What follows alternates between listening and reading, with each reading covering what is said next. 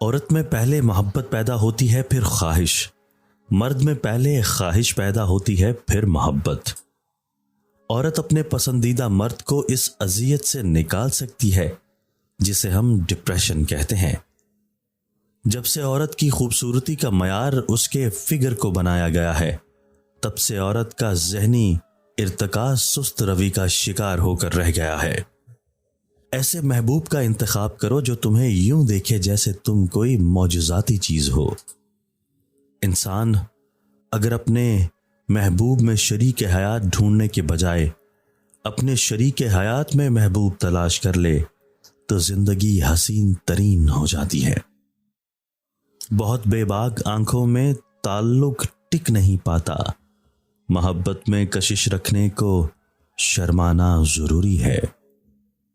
عورت کسی مرد کو اپنی محبت میں گرفتار کرنا چاہتی ہے تو وہ خود کو مکمل طور پر مرد کی پسند کے مطابق کر لیتی ہے تاکہ وہ مرد کا دل جیت سکے۔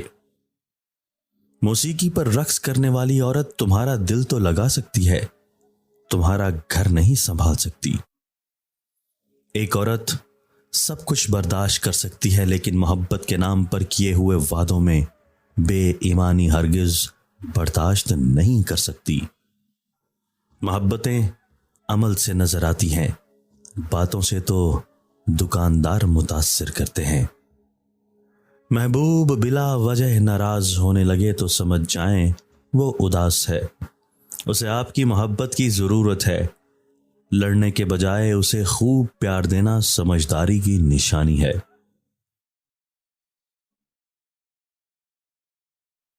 ضروری نہیں ہر تعلق کی وجہ محبت ہو، کچھ رشتے محبت سے بھی اونچا مقام رکھتے ہیں۔ لوگوں پر 3 احسان کرو، نفع نہیں دے سکتے تو نقصان بھی نہ دو، خوش نہیں کر سکتے تو رنجیدہ بھی نہ کرو، تعریف نہیں کر سکتے تو برائی کبھی نہ کرو۔